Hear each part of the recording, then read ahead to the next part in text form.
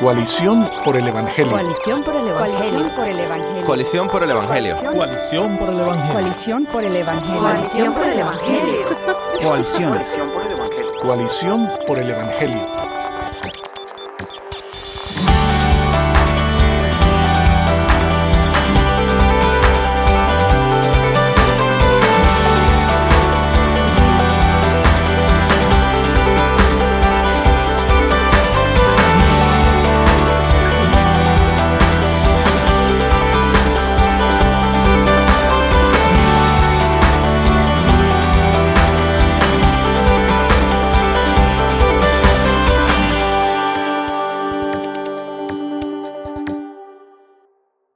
Muy buenos días, muy buenas tardes para todos los que nos escuchan. Esta es Coalición por el Evangelio en la radio. De este lado está Jairo Namnun, director ejecutivo de Coalición por el Evangelio, y me acompaña como siempre Steven Morales, editor asociado de Coalición por el Evangelio. Este es el 8º programa de radio que ya el Señor nos ha permitido hacer, y hoy vamos a estar hablando de los inicios en el ministerio, de cómo iniciar en el ministerio. Para eso quisimos que estuviera con nosotros el pastor Joselo Mercado. Joselo, háblanos un poco de ti. Bueno, gracias Aido y Steven por invitarme. Para mí es un privilegio poder compartir con ustedes. Estoy desde acá, desde Gettysburg, Maryland, que es en las afueras de Washington, D.C. Como pueden notar, puertorriqueño, casado con Katy, niños Joey y Janer, y un pecador salvado por la gracia del Señor. Un privilegio poder compartir con ustedes. Plantador de iglesia hace 8 años, la iglesia Gracia Soberana de Gettysburg, Maryland, que pertenece a los ministerios de Gracia Soberana. Y muy animado de poder estar con ustedes en el día de hoy. Gloria a Dios y gracias por estar con nosotros, Joselo. ¿No dijiste cuántos años tienes de casado? Llevo 16 años de casado, Wow. felizmente casado.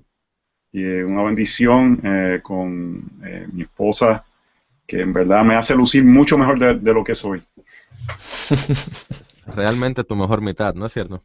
Mucho mejor, mucho mejor. Y un testimonio de la gracia que salva y de la gracia que te mantiene en el camino, el hecho de que ella todavía te ama. Y por la gracia del Señor, los 2 niños se parecen a ella, no salieron a mí. Bendito sea Dios. Amén. Joselo, ¿qué edad tienes? 41 años, yo sé que parezco más joven, pero tengo 41 años. O sea que tú plantaste la iglesia a los 33, ¿cierto? 33 años tenía cuando plantamos la iglesia. Wow. No quiero hacer ningún tipo de conexión entre que el Señor Jesús murió a los 33 y tú plantaste la iglesia a los 33, lo cual dice que fue en su muerte que tú vives y que esa iglesia se plantó sobre su muerte. No quiero decir nada de eso, aunque yo espero que todo eso sea cierto, que la iglesia esté fundamentada sobre el Evangelio. Pero si tenías 33 cuando empezaste, iniciaste en el ministerio joven, ¿no es cierto?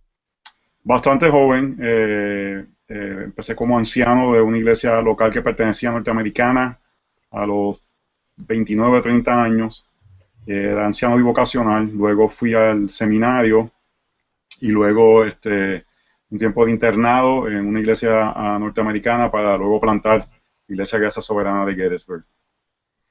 Muy bien, y qué bendición el hecho de que el Señor, como a ti, ha llamado a muchos otros a una corta edad, lo cual le permite, en la gracia de Dios, si el Señor así lo hace, que uno pueda servir al Señor en sus mejores años, hasta 20, 30, 40, 50 años en la misma iglesia, como algunos pastores han durado.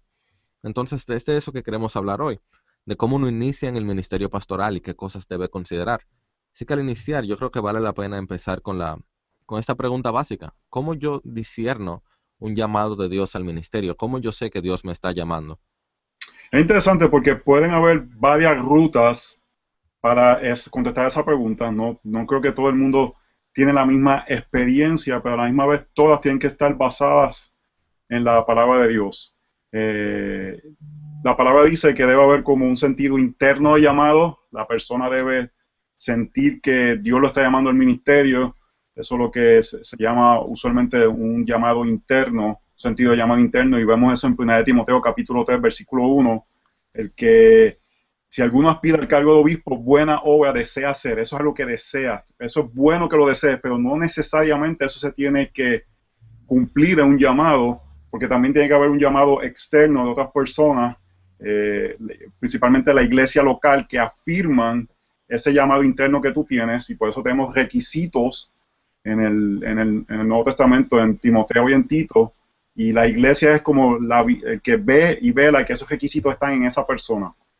El caso mío fue un poco particular porque, aunque tenía un sentido de llamado interno, fue el pastor que me pastoreaba en ese tiempo que se acercó a mí diciéndome, tú has considerado un llamado pastoral. Y desde ese momento comencé a orar más sobre eso, y mientras más oraba, más el deseo de pastorear se alzaba en mi persona, y eso fue afirmado por la iglesia local, más fue afirmado por diferentes ancianos que entraron en el proceso de evaluación, lo cual fue de mucha bendición, no solamente para mí, sino también para mi familia, especialmente mi esposa, que no era como que yo tratando de empujar este deseo de ir al ministerio, sino que habían personas sabias que confiábamos en ellos, que también estaban en el proceso de afirmar que el carácter y los dones necesarios para el ministerio, especialmente para la plantación de iglesias, estaban presentes en mi vida. Wow.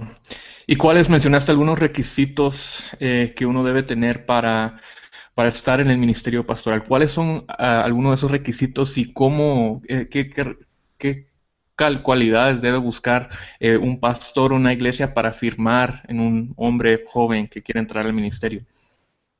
Yo creo que en ocasiones nos hemos ido a diferentes extremos. En ocasiones muchos movimientos se han basado solamente en los dones. Si ven los dones en la persona, como el don de poder hablar, comunicarse efectivamente, una persona que atrae a otras personas, que tiene ese don, pues le dan llamado pastoral a esa persona. En otros lugares solamente miran el carácter de la persona. Pero quizás esa persona tiene un carácter bien piadoso, pero no tiene la capacidad de pastorear o no tiene la capacidad de comunicarse efectivamente. Y tienen que haber ambos presentes en la persona. Tiene que haber la capacidad, yo creo que dentro del ministerio pastoral, el poder comunicarse es importante. Nuestro ministerio es un ministerio de palabras. Estamos hablando constantemente. La capacidad de estudiar para mí es súper importante, porque si vamos a enseñar, tenemos que ser capaces de aprender, pero a la misma vez tiene que estar el carácter y en especial el aspecto de cómo esa persona se relaciona con su familia y se relaciona con su iglesia local, y cómo su carácter se refleja en diferentes aspectos de su vida para poder luego ver si esa persona tiene la capacidad de pastorear una iglesia.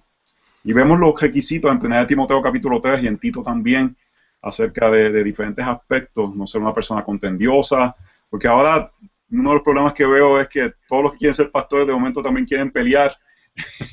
y la palabra de Dios dice que eso no debe ser uno de los requisitos para un pastor hospitalario, una persona generosa, una persona no dado a vicios, que tiene dominio propio.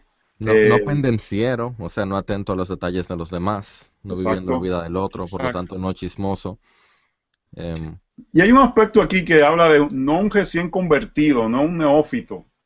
Y ahí yo creo que se puede aplicar de diferentes formas, pero dentro de nuestros círculos reformados, yo diría que quizás hay que tener cuidado que no sea un neófito reformado, porque en ocasiones toma tiempo procesar la doctrina reformada.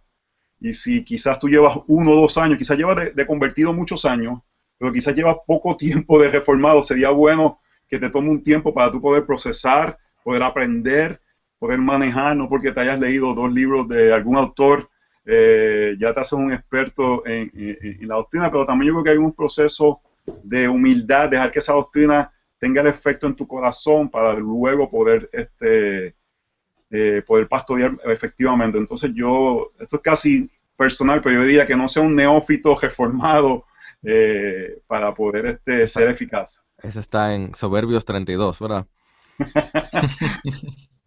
No, tú sabes que yo nunca había escuchado eso que acabas de mencionar, de no un neófito en la doctrina reformada, o yo hasta diría en la sana doctrina en general. Ciertamente, cuando uno conoce la doctrina reformada, tú quieres que todo el mundo la crea, tú quieres que todo el mundo la ame como tú de pronto la estás amando, y entras en el periodo de que yo le llamo de reformado, que en inglés le dicen el cage stage Calvinism, el calvinismo durante la etapa de la jaula, porque deberías estar en una jaula durante ese tiempo. Así que genuinamente eso es algo que yo no lo había considerado, pero yo creo que tiene mucha sabiduría. ¿No piensas tú, Steven? Sí, también lo mismo se podría aplicar en términos a experiencia o a tiempo en la fe. Si alguien ha estado años y que se ha identificado como un cristiano por años, pero realmente no ha tomado eso en serio, o realmente no lo ha vivido, o realmente no ha tenido teología sana durante ese tiempo, tal vez, aunque ha estado dentro de la iglesia por muchos años, debería de, como José lo mencionó, tomarse el tiempo para que esa teología sana profundice en su corazón y que llegue a un punto de humildad donde pueda llevar a cabo ese ministerio, pero no con un corazón orgulloso o que simplemente no sabe o no tiene las experiencias correctas o buenas para poder ministrar adecuadamente. ¿Sabes qué, Y hay José? algo dentro de esa línea de pensamiento que además yo le daría más peso en lugar a edad eh, cronológica, ¿verdad? A un tipo de tratar de medir edad emocional, edad de experiencia de esa persona. Hay gente con Madurez. 29, 30 años que han vivido experiencias en su vida, ya han sido responsables, han tenido un trabajo, mantienen a su familia, han demostrado capacidad de servir en la iglesia. Y hay gente que quizás tienen más años y no tienen la madurez y viceversa. Entonces, no solamente en ocasiones como que personas tratan de poner una edad. Yo creo que ahí es donde viene ese aspecto de que personas vengan, evalúen a esa persona y miren diferentes aspectos. Esta ha sido una persona que ha podido mantener un trabajo establemente por años, ha podido dar testimonio en diferentes aspectos de la vida, ha podido liderar a su esposa efectivamente. O ha estado en un mismo ministerio por tantos años y fielmente a través de cambios dentro del ministerio, cuando estaba high, cuando estaba low, cuando había muchas personas asistiendo o no, cuando tenía toda la iglesia a su favor, cuando de pronto tuvo una situación. A los 23, 24, 25 años tú pudieras genuinamente haber pasado por muchas de esas cosas. Y a los 40 tú puedes haber fallado muchas de esas cosas. Entonces, por supuesto, no dejamos de lado la experiencia, ¿cierto? Y ahorita en el segundo tiempo vamos a hablar un poquito de la prueba del tiempo. Pero no, o sea, no todo pastor inicia con una iglesia con 300 personas, 400 personas a quienes pastorear. Y no toda posición pastoral requiere la misma cantidad de experiencia vivida una de otra, ¿no es cierto? Exactamente. O sea, yo definitivamente yo tendría mucho cuidado, mucho cuidado en alguien menor de 30 años que estuviera pastoreando, que toda su congregación sea mucho mayor que él. Digamos, una persona de 30 años pastoreando una iglesia con 1000 personas, donde va a tener que ver tantos casos de parejas que tienen 20, 30 años de casados y están pensando en divorciarse, o que tienen hijos que tienen la edad de él, muchos que tienen la edad de él, sin tener otra persona, un pastor mayor, de mayor edad. No, obvio, estoy hablando de un único pastor, ¿cierto? Porque siendo parte de un grupo de pastores es diferente. Sí, Pero sí. un único pastor con una iglesia de gran tamaño, siendo esa persona muy joven, pues trae ciertos desafíos que quizás no sean adecuados que sea una persona así, ¿no crees, José? Sí, voy a dar un ejemplo. El mismo caso de Justin, y no le pedí permiso para hablar de él, un muchacho joven, pero tú hablas 5 minutos con él y te das cuenta del nivel de madurez que él tiene. Justin Burkholder, quien ha estado aquí con nosotros en el programa y es parte de los colaboradores de Coalición por el Evangelio ahí en Guatemala. Es también pastor de la iglesia Reforma donde Steven pastorea. Exactamente. Y no hay que tener mucho discernimiento de pasar tiempo con él, que tú te das cuenta que es un muchacho maduro, un muchacho Piadoso. estudioso, respetuoso, que ama al Señor, piadoso. Estoy de acuerdo. Entonces, aunque es corto de edad, vive de una forma que refleja madurez y no refleja una actitud de neófito. Estoy de acuerdo. Ahora, yo Así quiero, es. antes de pasar al break, José, yo quiero regresar a lo que tú decías al principio, era cuando hablábamos del llamado. Y quiero mencionar dos cosas. La primera es que en nuestra sociedad en América Latina, en muchas de nuestras iglesias, si tu papá es pastor, se espera que tú seas pastor. Y algunas personas, muchas personas diría yo, entran al ministerio porque esa es una carrera pastoral, sin genuinamente desear el obispado como nos enseña 1 Timoteo 3. Entonces vale la pena que tengamos en cuenta que, como tú bien nos señalabas ahora, José, si alguien desea la obra del ministerio, si tú no la deseas, si no hay un llamado interno, pues hay una situación ahí que quizás debamos observar, no porque tu papá lo haya sido, o como pasa muchas veces en Estados Unidos, que como hay ciertas bendiciones económicas dentro de la iglesia, las personas entran a la carrera ministerial porque fueron a un Bible College, luego van al seminario y luego siguen con el PhD sin tener un genuino llamado al ministerio. Ujú, Ahora, lo otro que sí creo que vale la pena que comentemos un momento es el asunto de la afirmación de la iglesia local, es decir, el llamado externo. Y ujú. es que no sé si tú has escuchado de casos como esto, o tú, Steven, pero yo sí he escuchado bastantes casos de jóvenes que conocen la doctrina de la gracia, separan su iglesia y luego quieren iniciar una iglesia. Causan una división en su congregación y luego quieren iniciar su iglesia sin haber una afirmación de las mismas personas que se fueron con ellos. Entonces, si es en la iglesia local donde se muestran los requisitos del pastorado, si hay un llamado interno que también se confirma con el llamado externo, ¿cómo podemos relacionar en nuestra juventud, saber si el Señor nos está llamando al pastorado, no solamente por el deseo, sino por cómo la iglesia local lo afirma? Dos cosas. Número uno, lo que acabas de decir, lo que estabas diciendo sobre que uno debe pastorear no por beneficio o por obligación. Primera de Pedro, capítulo 5, nos habla de eso. Pedro dice que no debe ser que pastorear el rebaño entre vosotros, velando por él, no por obligación, sino voluntariamente, como quiere Dios, no por la avaricia del dinero, sino con sincero deseo. Y yo pienso que si tú entras al pastorado y no tienes un llamado, no vas a durar mucho en el pastorado, porque la realidad es que si uno se pone a pensar, uno está haciendo algo que en cierta forma es sobrenatural. Tú estás cuidando del pueblo de Dios, obviamente el que las cuida el Señor, pero nosotros de una forma cuidamos de las personas por las que Cristo murió, Hechos 20:28, cuidar de la grey. Yes. Y entonces es una carga que el momento, yo me acuerdo el momento que yo fui ordenado, mis primeras predicaciones, que yo sentí esa realidad. Wow, yo le voy a dar cuenta a Dios de estas personas. Wow. Cuando llegan los momentos difíciles en el ministerio, si no estás llamado, no vas a permanecer. Y lo otro es que lo vemos. Pablo tuvo la visión en Damasco, pero los teólogos piensan que pasaron 14 años antes de que él saliera del ministerio. ¿Y cuándo salió? Cuando la iglesia impuso las manos sobre él y sobre Bernabé para que salieran. Vemos una afirmación de la iglesia local diciendo, ahora están listos para el ministerio. Estamos hablando de la figura de Pablo. Y en general vemos que Timoteo, cuando Timoteo sale al ministerio, cuando la iglesia le dice a Pablo, mira, él te va a ser útil. Entonces vemos que es la iglesia local la que impulsa los ministerios de las personas y no viceversa, yo tratando de impulsar mi ministerio. Y es triste cuando uno ve personas que es como que se le mete entre ceja y ceja, que van a ser pastor, que van a ser pastor, que van a ser pastor, y hacen lo que sean, dividen iglesias, se llevan a personas por delante por el deseo personal de tratar de lograr algo. Yo creo que una cosa que influye en el mundo hispano es este sentido de que el pastorado es casi como una casta superior de espiritualidad. Si eres pastor, como que eres más santo o estás más cerca de Dios, y eso es algo completamente no bíblico, porque vemos que es el sacerdocio de todos los santos. El pastor tiene un papel dentro de la iglesia, pero no es mayor, no tiene mayor cercanía a Dios que cualquiera otro de los miembros, no tiene como que una línea directa o algo así por el estilo, y no hay un sentido de mayor espiritualidad porque soy el pastor, y no tengo una afirmación mayor de Dios porque soy el pastor. Y cuando dejamos de ver eso, yo creo que muchas personas entonces no van a encontrar la identidad en el pastorado, sino que van a ver el pastorado como un medio de servir y morir para servir a la iglesia. Así es, y con eso en mente pasamos a un break de unos minutos. Nos vemos en breve. Muy bien, regresamos aquí en Coalición por el Evangelio Radio con José Lo Mercado como invitado, y estamos hablando sobre el iniciar en el ministerio, sobre cómo iniciar en el ministerio.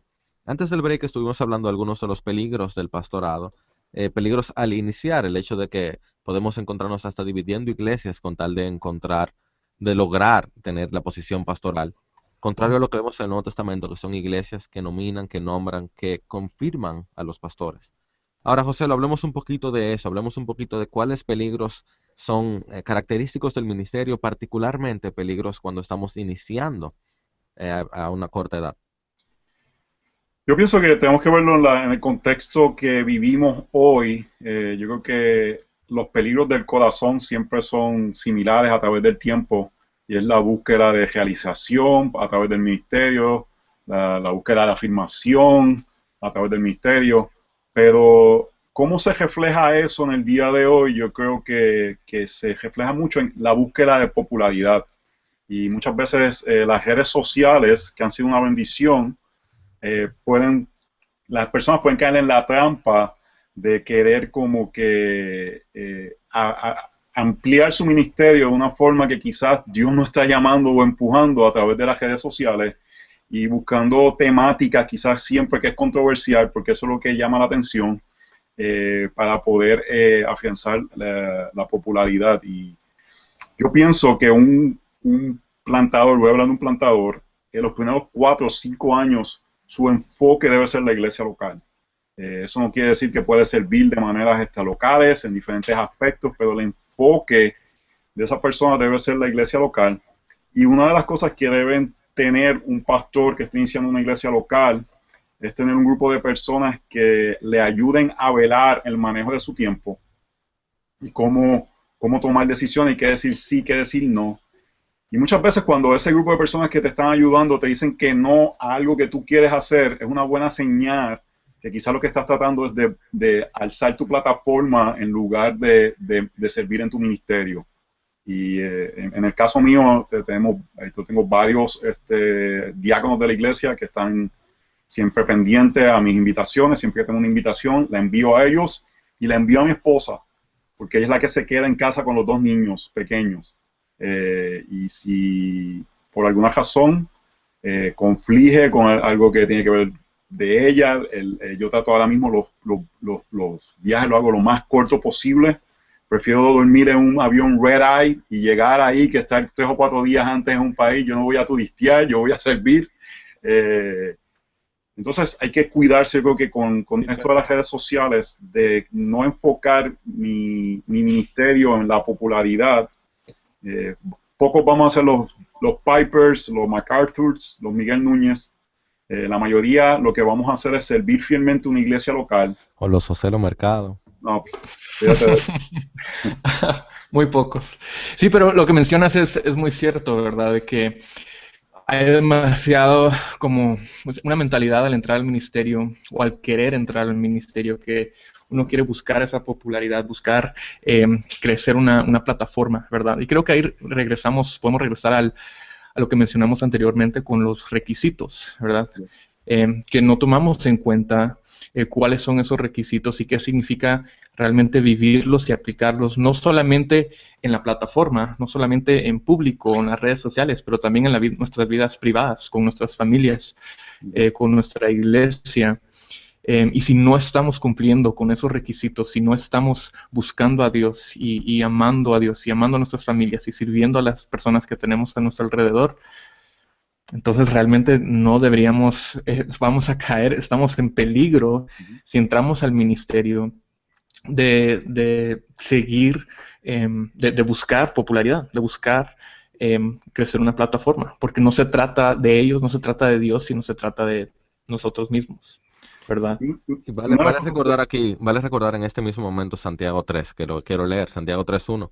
Hermanos míos, que no se hagan maestros muchos de ustedes, sabiendo que recibiremos un juicio más severo. Entonces, específicamente, esa es la forma en la que Santiago empieza a hablarnos de la lengua, hablándonos de que los maestros tengamos mucho cuidado con nuestras lenguas. Y no es, se supone que, como tú hablabas ahorita, José, lo es a través de palabras que uno ministra usualmente como pastor. Pero Santiago nos dice, hey, sí, ustedes van a ministrar con palabras. Tengan mucho cuidado antes de desear esa posición de maestro. Sí. Y un aspecto que para mí es de suma importancia es la familia. Y si tú eres un muchacho joven que estás tratando de buscar, ¿verdad? Tienes deseo de ministrar, de estar en el ministerio, vela si las personas que te están evaluando tu familia. Porque quizás tienes dones, quizás es una persona que tienes el don de enseñar o el don de poder estar en público, atraer personas, pero más importante que eso a largo plazo es que tú tengas la capacidad de cuidar a tu familia. Y algo que yo agradezco es que personas que estuvieron alrededor mío de Sovereign Grace Churches, la primera pregunta que me hacían, ¿Cómo está tu esposa? ¿Cómo está Katy? Y no solamente eso, tomaban el tiempo de pasar tiempo con mi esposa y velar que en realidad, como yo me pintaba, era una realidad y no es algo que yo estaba tratando de hacer simplemente por afuera. Así que a un pastor joven que esté empezando el ministerio, una cosa que yo con mucho énfasis le aconsejaría es que busque personas que no solamente le ayuden a crecer en sus dones, pero que le ayuden a ser un mejor padre y esposo, porque a largo plazo, si tu familia va a sufrir, el ministerio va a sufrir. Y si no estás capacitado para cuidar tu familia, el ministerio va a sufrir a largo plazo y no vas a poder ser efectivo. Yo creo que tú acabas de traer el otro punto que vale que hablemos, y es cómo ser un pastor que pase lo que el pastor Miguel siempre le llama la prueba del tiempo, un pastor que pueda durar a largo plazo. Entonces vale que hablemos un poquito de eso, de que quizás para empezar, que el ministerio es un maratón, no un sprint. No es para que lo acabemos en un momentico y le demos con todas las fuerzas, sino eso es para que duremos una gran cantidad de años sirviendo hasta que el Cristo vuelva o nosotros vayamos a Él, ¿no es cierto? Déjame decirte, yo cojo maratones, 26.2 kilómetros. Wow. Y tenía que decirlo. Y si tú Claro. sales... Y eso es todo lo que tenía que decir. Yo cojo maratones 26 kilómetros. Próxima pregunta. Si tú sales como 100 metros, no vas a llegar. Es una paciencia que hay que tener uno se empieza a sentir cansado en la milla 18. Si te empiezas a sentir cansado antes fue que fuiste muy rápido. Yo creo que lo mismo en el ministerio. Yo creo que no confiamos en que Dios ha cuidado su iglesia por 2000 años. Y pensamos que llegamos nosotros a hacerle el favor de Dios de reformar la iglesia y de cambiar las cosas en 2 semanas. Y eso no quiere decir que hay un sentido de urgencia, pero a la misma vez tenemos que confiar. Dios ha cuidado su iglesia por 2000 años. Y a veces en un sentido de falta de paciencia hacemos más daño que bien, en lugar de ver cómo yo puedo durar el mayor tiempo posible en el ministerio y ver que muchos de los frutos no son ahí al momento, sino que son frutos que a veces no vemos y algunos de ellos ni los vamos a ver, porque al final no es para nuestra gloria, sino para la gloria de Dios. Sí, en ese mismo sentido no vamos a recibir la gloria de el terminar una carrera en el primer kilómetro. Tenemos que esperar, tenemos que tener esa paciencia. Exactamente. Tú sabes La que medalla te la dan cuando llegas a los 26.2. y tú sabes Como que te la dieron a ti. como se la dan siempre, no se la dieron, como se la da cada vez que termina. No, es bromeando, José, pero tú sabes que tú decías algo también ahí que vale la pena mencionar, y es el hecho de los frutos a largo plazo. Eso también nos guarda del desánimo. El recordar que la carrera del ministerio es una carrera maratónica y no un sprint, o como sea, unos 400 metros sin o con vallas. Es un maratón. Por tanto, yo no puedo esperar que voy a ver frutos de inmediato, aún en aquellos en quienes estoy predicando. Y eso es algo de aliento para los nuevos pastores, es algo de aliento para... Tú sabes que para los que estamos iniciando en el ministerio de diversas formas. Por ejemplo, yo hablaba con mi esposa el otro día de un sermón que yo no me siento contento como lo desarrollé. Pero luego yo recuerdo que yo no he predicado 100 veces todavía. ¿Quién era que decía que los primeros 200 sermones... No, de hecho, no he predicado 50 veces todavía. Devert dice que los primeros 200 sermones son malísimos. Entonces, todavía me faltan cientos de sermones, o por lo menos 150 sermones, para más o menos esperar uno que no sea malísimo. Pero eso me da cierto ánimo porque yo tengo 28 años. Todavía, en el favor del Señor, me quedan 30, 40, 50 años de ministerio, si el Señor así lo permite. Sí, eso me da cierto ánimo. Yo lo que le digo a veces a ministro, y me digo a mí mismo muchas veces, no puedo definir mi ministerio por los momentos que me siento alto o los momentos que me siento bajo. No puedo definir en esos momentos, no puedo dejar que mis emociones se dejen guiar porque, wow, hoy el servicio estuvo tremendo, la gente estaba quebrantada. No puedo definir mi ministerio por esos días y tampoco puedo definirlo por el día que el sermón parece que no tuvo ningún efecto, porque uno se asombra. El domingo llegué a la iglesia temprano, estaba ayudando a un hermano a poner las sillas y él simplemente me comentó cómo ha tenido efecto en su vida la predicación de la palabra de Dios y el compromiso que él tiene, y estaba hablando de cómo va a buscar, quería buscar un trabajo que no le afectara el poder congregarse los domingos. Oh, wow. Y eso es algo sencillo, pero uno ve que ha sido la acumulación de la palabra de Dios. Yo creo que muchas veces por el tipo de iglesia que se ha desarrollado en los últimos décadas, de de como que algo grande que tiene que suceder, y para mí lo importante es la acumulación de la palabra de Dios. La iglesia va a ser edificada mientras la palabra de Dios es predicada eficazmente, y esa acumulación de la palabra de Dios va a hacer que sus vidas sean transformadas por el poder del Espíritu Santo. Amén, así es, con esos frutos a largo plazo. Entonces, vale que entremos ya a la última parte del programa y hablemos un poquito de cómo centrar nuestros ministerios y nuestras identidades en el Evangelio.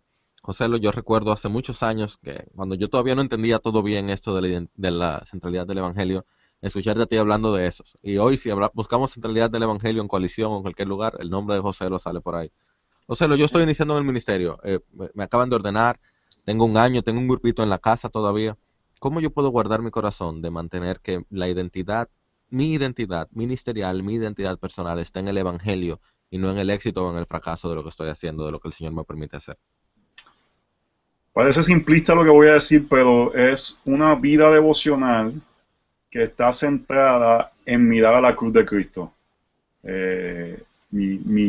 Al mirar a Cristo muriendo por mis pecados, al mirar a Cristo tomando el lugar de un pecador como yo, eso va a hacer que no ponga mi identidad en lo que le pertenece a Él.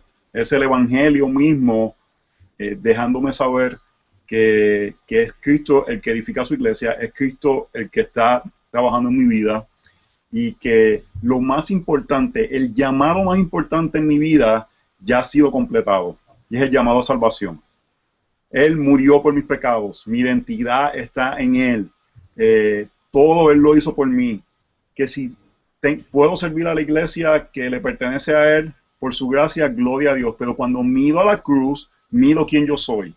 Soy un pecador salvo por la gracia de Jesucristo. Y eso tiene que pasar todos los días. Todos los días tenemos que mirar a la cruz. Tenemos que mirar lo que Él ha hecho con nosotros para que eso defina lo que somos, que es nuestra identidad en Cristo, para que eso se refleje en nuestro ministerio. Y hermano, básicamente todo lo que hacemos tiene que salir de la centralidad de Cristo. Por eso es que Pablo dice que se propuso hablar de Cristo y crucificado, porque es que no todo saber lo que otra hacemos cosa, sale no de saber Cristo. otra cosa entre ustedes, entre nosotros hoy, más Yep. que Cristo y Cristo crucificado. Amén.